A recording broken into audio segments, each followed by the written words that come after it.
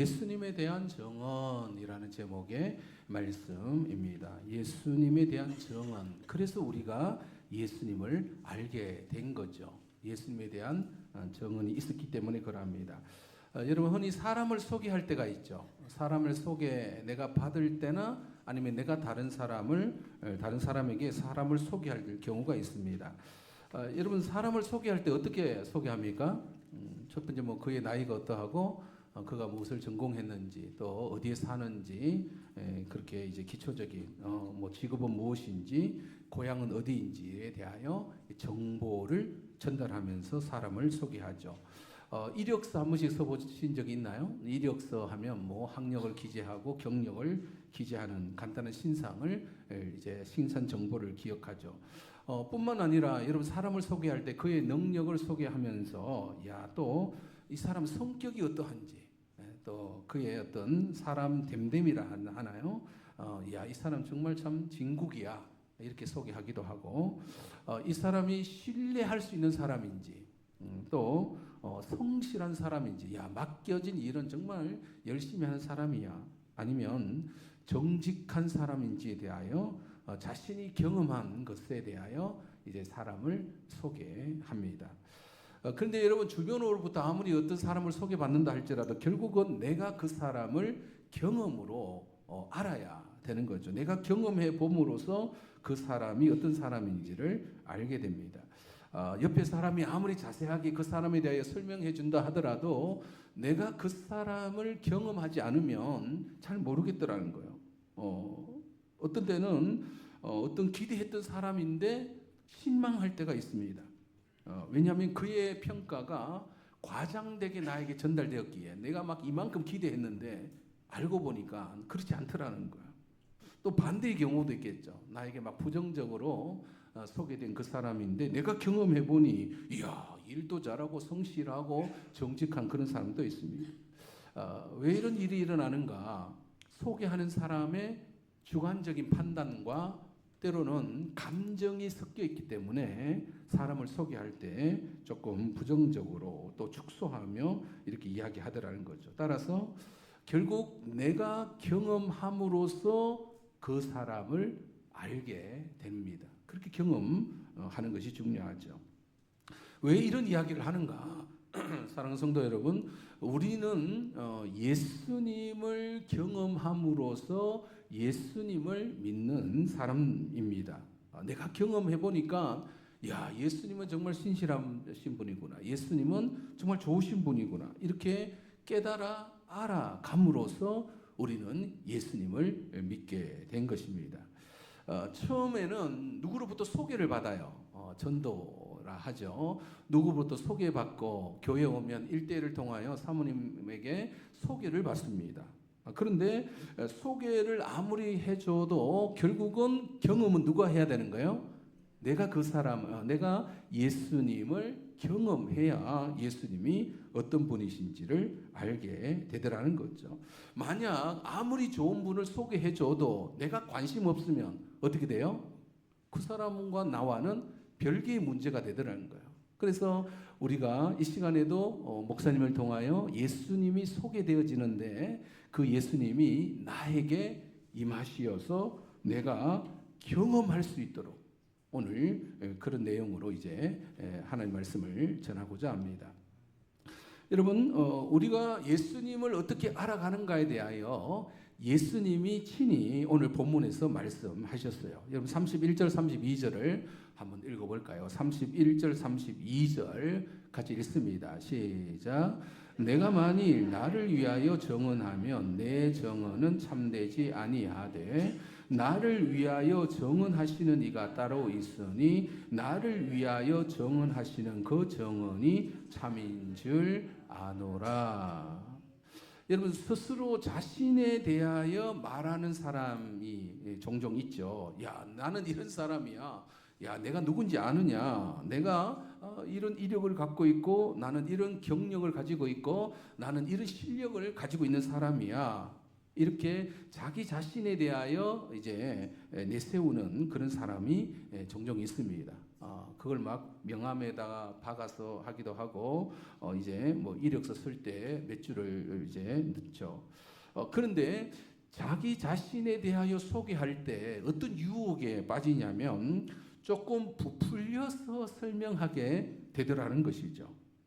마치 나라는 존재가 대단한 것처럼 조금 부풀려서 뭐 학력을 부풀린다든지 경력을 부풀린다든지 아니면 자신의 실력을 조금 더 과장해서 설명할 때가 있습니다. 따라서 한 사람을 평가할 때는 그 사람의 말만 믿어서는 안 되더라는 거예요. 그러다가는 나중에 낭패를 당할 때가 있죠. 우리나라 법원에서 아무리 자기 자신에 대하여 정당함을 주장하고 이야기해봐야 그 사람 자신에 대한 정언을 확정하지 않습니다. 왜? 거짓말할 수가 있기 때문에. 그래서 필요한 것이 정인을 요청하죠. 야, 네가 하는 말이 맞는지 안 맞는지 당신 외에 또 다른 사람을 불러들여서 그것을 확인하고자 하는 작업을 하게 되죠. 그래서 그 일에 대하여, 그 실체에 대하여 똑같이 정언해 주는 사람들이 나타나야만이 정말 이구나 이렇게 인정이 됩니다. 여러분, 예수님께서 자기 자신에 대하여 말씀을 많이 하셨어요. 내가 하나님의 아들이다 라고 예수님은 주장하셨습니다. 그러면 그것이 입증이 돼야 되는데 스스로 아무리 주장만 해서 그것이 입증이 안 되더라는 거예요. 특히 당시 유대 사회에는 정인에 관한 법률이 있었는데 반드시 두세 사람이 그 일에 대하여 확인해 줘야 그걸 인정하게 됩니다. 그게 구약의 법에 나오는데 신명기 19장 15절에 이런 율법이 있어요. 같이 읽어볼까요? 시작. 사람의 모든 악에 관하여 또한 모든 죄에 관하여는 한으로만 정할 것이 아니요 두 정인의 입으로나 또는 세 정인의 입으로 그 사건을 확정할 것이며 한 사람의 주장으로는 안 된다는 거예요. 그래서 두세 사람의 정언이 있어야만이 그걸 확정할 수가 있다. 그래서 오늘 본문 말씀 31절에 보면 예수님은 내가 만일 나 자신을 위하여 정언하면 내 정언은 참되지 아니한다. 받아들여지지 않을 것이다. 예수님도 알고 계셨습니다. 그 시대에 사회적인 법률이 있었기 때문에 예수님 스스로가 아무리 내가 하나님의 아들이다라고 주장해봐야 그게 사회적으로 받아들여지지 않더라는 거예요. 따라서 예수님은 이미 나 외에 나를 위하여 정언해 주는 두세 사람이 있어야 함을 이미 예수님도 알고 계셨어요. 그래서 첫 번째로 예수님이 하나님의 아들 되심을 누군가가 정언해 주고 계시는데 그가 누구신가? 32절을 먼저 읽어볼까요? 32절 시작. 나를 위하여 정언하시는 이가 따로 있으니 나를 위하여 정언하시는 그 정언이 참인 줄 아노라. 여러분, 누가 예수님에 대하여 정언하실까요? 하나님이시죠. 37절 읽어볼까요? 37절 38절 시작. 또한 나를 보내신 아버지께서 친히 나를 위하여 정언하셨느니라. 너희는 아무 때에도 그 음성을 듣지 못하였고 그 형상을 보지 못하였으며 그 말씀이 너희 속에 거하지 아니하니 이는 그가 보내신 이를 믿지 아니함이라. 하나님 아버지께서 예수에 대하여 예수가 누구이신지를 정언해 주셨다라는 것입니다. 언제 그 일을 하셨죠?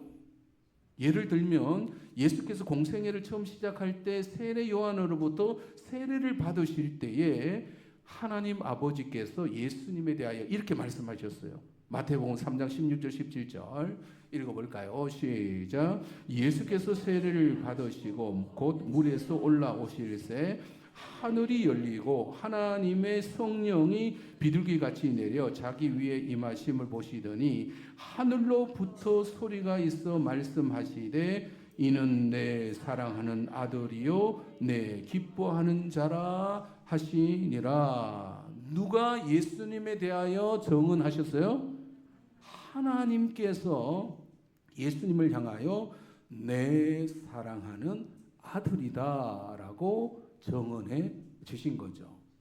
물론 이 하나님 아버지의 음성을 듣는 사람도 있지만 대부분 듣지 못했습니다. 그러나 분명한 것은 하나님 아버지께서 예수가 누구인지에 대하여 정언해 주신 거죠. 또 한 군데 더 있습니다. 예수께서 변화산상에서 영광스러운 모습으로 변화되신 사건이 있는데 나중에 살펴볼 거예요. 그때에 마태복음 17장 5절 읽어볼까요? 마태복음 17장 5절 시작. 말할 때에 호련히 빛난 구름이 그들을 덮으며 구름 속에서 소리가 나서 이르시되 이는 내 사랑하는 아들이요 내 기뻐하는 자니 너희는 그의 말을 들으라 하시는지라. 하나님 아버지께서 예수에 대하여 예수님이 누구이신지에 대하여 정언해 주신 사건입니다. 그 하나님께서 그러면 오늘날 지금 우리가 살고 있는 오늘날에도 그 하나님은 이 일을 하실까요? 하지 아니하실까요? 당연히 하셔야만이 예수님을 알게 되겠죠. 그러면 오늘날에는 그러면 하늘에서 막 음성이 들리고 막 그렇게 하는가?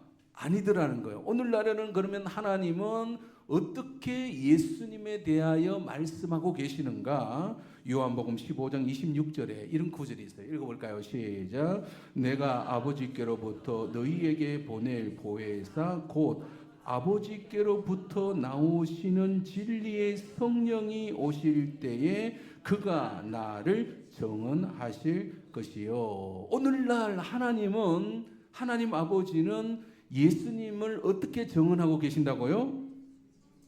성령으로, 진리의 성령으로 예수님에 대하여 말씀하고 계신다.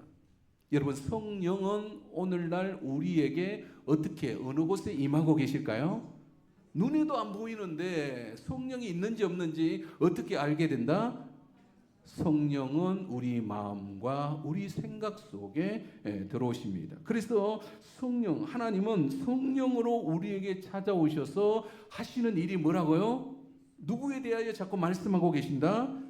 예수님에 대하여 자꾸 말씀하고 계시는 것입니다. 이걸 우리 안에 성령의 감동 또는 성령의 감화하심, 그래서 누구를 깨닫게 하신다? 예수님이 하나님의 아들이심을 알게 하시고 예수님을 믿도록끔. 누가 그 일을 하고 계신다 지금? 하나님 아버지께서 성령으로 그 일을 하고 계십니다. 성령이 아니고서는 예수님을 주로 고백할 수가 없는 것입니다. 여러분, 이전에 내가 예수님을 욕할 때가 있었다. 손들으라면 손들 사람이 있겠죠. 그런데 지금은 아니잖아요. 왜 아닐까? 어디서 바뀌어졌을까? 내 마음에서부터 바뀌어진 거예요. 그러면 내 마음이 뭐 갑자기 이렇게 확 바뀔 수가 있는가? 인간이 변하지 않는 것이 마음인데 예수님에 대하여 마음이 왜 바뀌었을까? 우리 안에 누가 역사하셨다? 하나님 아버지께서 성령으로 우리의 마음을 바꾸어 주고 계십니다. 그래서 누구를 알게끔 하신다? 예수님을 알게끔 하고 계시는 것입니다. 여러분, 하나님이 하시는 가장 위대하신 일은 예수님을 알게 하시는 일을 해요. 여러분, 두 번째로 그러면 이제 세 사람의 정언이 필요한 그 당시의 상황에 하나님 아버지께서 나를 위하여 정언하신다. 또 두 번째, 누가 예수님에 대하여 정언하고 계시는가? 33절로부터 35절입니다. 읽어볼까요? 33절로부터 35절 시작. 너희가 요한에게 사람을 보내매 요한이 진리에 대하여 정언하였느니라. 그러나 나는 사람에게서 정언을 취하지 아니하노라. 다만 이 말을 하는 것은 너희로 구원을 받게 하려 함이니라. 요한은 켜서 비추이는 등불이라. 너희가 한때 그 빛에 즐거이 있기를 원하였거니와. 예수님이 누구이신지를 알게 하기 위해서는 사람의 증언도 필요로 하신 것입니다. 이걸 흔히 전도라 말을 하죠. 세례 요한이 예수님에 대하여 이러쿵저러쿵 많은 말을 했어요. 내 뒤에 오시는 이는 나보다 더 크신 분이시고 나보다 먼저 계신 분이시다. 나는 그의 신발끈 풀기조차도 할 수 없는 그런 미천한 자이다. 나는 물로 세례를 주나 그는 성령으로 세례를 주실 것이다. 보라, 세상 죄를 지고 가는 하나님의 어린 양이시로다. 그는 흥하여야 되고 나는 쇠하여야 하리라. 누구의 증언이에요? 세례 요한이 예수님을 향하여 이런 많은 말들을 한 거예요. 여러분, 이 사람은 단순한 사람이 아니라 성령을 받은 사람이라 말할 수가 있습니다. 세례 요한도 성령께서 나를 일깨워 주셨다라고 고백했습니다. 오직 성령이 너희에게 임하시면 너희가 권능을 받고 예루살렘과 온 유대와 사마리아와 땅끝까지 이르러 누구의 증인이 된다? 예수님의 증인이 될 것이다. 누가 임하시면? 성령이 임하시면, 즉 성령을 받은 사람이 누구에 대하여 증언하기 시작한다? 예수님이 누구이신지를 말하게 된다라는 것입니다. 여러분, 오늘 보면 36절을 보면 36절 읽어볼까요? 시작. 내게는 요한의 증거보다 더 큰 증거가 있으니 아버지께서 내게 주사 이루게 하시는 역사 곧 내가 하는 그 역사가 아버지께서 나를 보내신 것을 나를 위하여 증언하는 것이요. 좀 말이 왔다 갔다 했죠. 무슨 뜻이냐면 요한의 증거가 필요하지만 더 큰 증거는 하나님께서 역사하시는 그 역사하심이다. 이렇게 말씀하시는 거예요. 여러분, 저와 여러분이 예수님을 알게 된 것도 먼저는 사람으로부터 권면을 받았어요. 그런데 그 사람의 권면으로만 멈춘다면 쉽게 예수님을 믿을 수는 없다라는 거예요. 내가 예수님을 믿게 된 것은 사람으로부터 권면을 받을 때에 누가 같이 역사하고 계셨다는 거예요? 하나님께서 성령으로 역사하셨다는 것입니다. 여러분, 오늘 이렇게 예수님이 누구이신지를 알고 예수님을 하나님의 아들로 공경하며 이 예배의 자리에 참여하게 된 것은 내가 과거에 누군가로부터 예수님에 대하여 전해받았고 그 순간에 성령께서 역사하심으로 우리 마음이 바뀌어졌다라는 것을 여러분 믿으시기 바랍니다. 이것은 사람만의 일이 아니었다라는 거예요. 사람만의 일이 아니라 하나님께서 역사하심으로써 내 안에 그런 변화가 일어난 것입니다. 여러분, 이 시간 부족한 제가 저의 어떤 사람의 말로 전하지만 이것은 사람의 말로 전해지는 것이 아니라 그 말을 우리 마음으로 들어올 때는 누가 역사하십니까?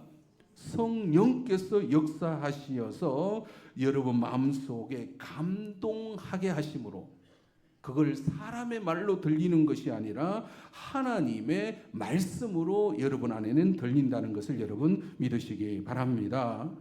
여러분, 사람의 말로 하면 저보다 훨씬 강연을 잘하거나 막 똑똑한 사람이나 또 이런 방송에 말을 잘하는 사람 얼마나 많이 있습니까? 그런데 그들의 말과 지금 이 말씀의 차이점은 뭡니까? 비록 부족한 제가 말씀을 선포하고 있지만 여러분 마음과 여러분 생각 속에는 누가 역사하고 계신다? 성령께서 감동하고 계시는 것입니다. 따라서 저뿐만 아니라 여러분들도 그 일을 할 수가 있는 거예요. 여러분 주변에 예수에 대하여 모르고 오해하고 막 예수를 부정적으로 말하고 막 그런 욕하는 사람이 있다 할지라도 그에게 누가 전해야 되겠어요? 내가 그에게 예수님은 그런 분이 아니야. 예수님은 우리를 위하여 하늘로부터 오신 하나님의 아들이시며 내 죄를 위하여 십자가에 죽으신 분이시야. 예수님을 믿기만 하면 구원을 얻는 놀라운 축복을 얻을 수가 있어 라고 말해야 될 사람은 누구라는 거예요? 따라합시다. 내가 그 일을 해야 합니다. 그 일을 할 때 누가 역사하신다? 하나님께서 성령으로 역사하고 계시는 것입니다. 그 사람의 마음을 움직이는 것은 나의 언변에 있는 것이 아니다. 야, 내가 그래 뭐 좀 똑똑하고 내가 좀 잘나야 뭔가 할 거 아니냐. 절대로 그렇지 않습니다. 오히려 내가 좀 부족하고 내가 좀 연약해도 내 그 한마디의 말에 성령께서 역사하심으로써 그로 하여금 예수님을 깨달아 알게 하시는 것입니다. 또 세 번째로 예수님이 하나님의 아들 되심을 증언하는 분이 계십니다. 여러분 39절 읽어볼까요? 39절입니다. 시작.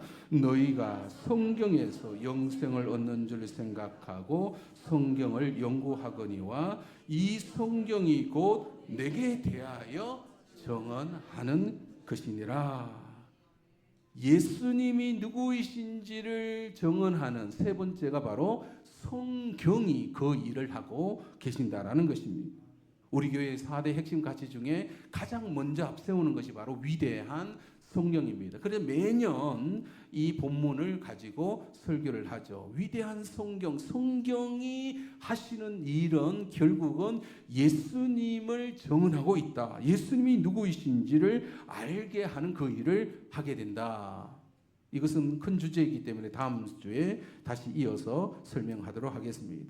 사랑하는 성도 여러분, 여러분은 한평생 누군가를 만났습니다. 누군가를 알았을 거예요. 그동안 여러분이 알게 된 그 사람은 누가 있습니까? 이야, 그분은 참 내가 경험하기에 좋은 분이야. 아, 그분은 참 믿을 만한 분이야. 자, 정말 저만큼 훌륭한 분이야. 여러분, 내가 그 사람을 알게 되어 정말 다행이다. 혹 그런 사람이 있으신지요? 아니면 때로는 사람에게 실망하게 되고 좌절할 때가 있습니다. 내가 그렇게 믿었는데 혹 내가 오해했나? 아니면 내가 잘못 이해하고 있나? 여러분, 그런 경우에도 그런 경우의 사람도 많이 있더라는 거죠. 그래서 내가 정말 믿을 사람 없구나. TV에 왜 그 자연인이다, 나는 자연인이다라는 분들이 한 번씩 인터뷰하면 그렇게 열심히 살다가 사람에게 실망하여 더 이상 나는 사람과 만나기 싫어. 그래서 산속에 들어와 혼자 사시는 그런 분들도 있더라는 거죠. 대부분의 그런 사람들은 사람에게 실망하여 사기당하고 또 뭐 큰 상처를 입고 그렇게 혼자 살고 있더라는 거죠. 사랑하는 성도 여러분, 여러분은 한평생 내가 그분을 알게 된 것이 너무나 감사하다라고 생각되는 그 대상이 여러분 누구이십니까? 평생 누구를 믿고 누구를 의지하며 살아가기를 원하십니까? 여러분, 오직 예수님 뿐이심을 여러분 믿으시기 바랍니다. 물론 남편도 있고 때로는 아내도 있고 자식도 있지만 내가 믿은 만큼, 내가 기대했던 만큼 그 대상이 나에게 채워주지 않습니다. 그것은 인간의 유한성 때문에 그러하더라는 거죠. 여러분, 오늘날에도 예수님에 대한 증언은 계속되고 있다는 사실입니다. 다행히 우리는 그 예수님을 조금 알아가고 있다라는 것이죠. 그런데 그 예수님을 아는 것이 우리에게는 영생이요 구원이라고 말씀하고 계십니다. 여러분, 어떻게 예수님을 믿게 되었습니까? 여러분, 개개인의 그 과정이 다 있을 것입니다. 누군가가 나에게 교회 가자, 예수님 믿어보자 이렇게 고민할 수도 있습니다. 그러나 그 사람의 증언으로 끝나지 아니하였고 그때 성령께서 내 마음에 찾아오셔서 내 마음을 바꾸어 놓으신 것입니다. 그리고 교회에 와서 또 매주 목사님 통해서 성경을 풀어서 설명할 때에 성령께서 우리 안에 역사하시어서 누구를 알게 하고 계신다? 예수님을 알게 하고 계시는 것입니다. 중요한 것은 그것은 결국은 누가 경험해야 된다? 내가 경험해야 되는 거예요. 아무리 좋은 사람 소개해줘도 내가 경험하지 않는 이상은 그가 얼마나 좋은지를 아니면 내가 기대했던 만큼 만족하지 못한다. 그것은 결국은 내가 경험함으로써 가능하다는 것입니다. 오늘날에도 예수님은 정언되어지고 있습니다. 여러분, 교회가 왜 존재하겠습니까? 교회는 예수님을 정언하기 위한, 그리고 예수님을 알아가기 위한 것입니다. 예수님을 알아간다면 내가 지금 고민하는 인생의 그 대부분의 문제는 해결될 것입니다. 예수님으로만 내 안에 충만해진다면 다른 것은 크게 문제될 것이 없을 것입니다. 왜냐하면 예수님이 너무나 크고 위대하신 분이시기 때문에 그럽니다. 여러분, 예수님을 안다면 다 이겨낼 수 있음을 여러분 믿으시기 바랍니다. 결국 내 인생이라는 것은 누구를 알아가는가의 문제인 것이죠.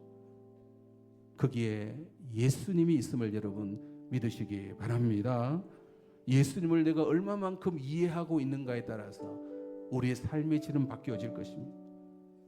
내 고난의 문제, 내가 지금 생각하는 수많은 갈등의 문제를 누구를 알게 된다면, 예수님을 알게 된다면 그것은 다 풀어지고 해결될 문제인 것이죠. 남은 인생 예수님을 더 이해하고 예수님에게 더 관심을 가지시기 바랍니다. 다른 사람에게 또 예수님을 전해줄 수 있는 사람 되어야 되겠죠. 남은 인생 예수님만 의지하며 살아간 저와 여러분이 되시기를 주님의 이름으로 축원드립니다. 여러분, 오늘 배웠던 찬양, 이 찬양에 다 들어가 있어요. 그래서 예수님이 중요하구나. 이 찬양 같이 합시다.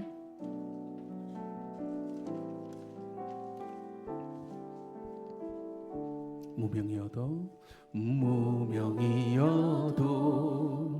공허하지 않은 것은 예수 안에 난 만족함이라. 가난하여도 부족하지 않은 것은 예수 안에 오직 나는 부요함이라. 고난 중에도 견뎌낼 수 있는 것은 주의 계획 믿기 때문이라. 실패하여도 일어설 수 있는 것은 예수 안에 오직 나는 승리함이라. 난 예수로 충만하네. 난 예수로 충만하네. 난 예수로 충만하네. 영원한 왕 내 안에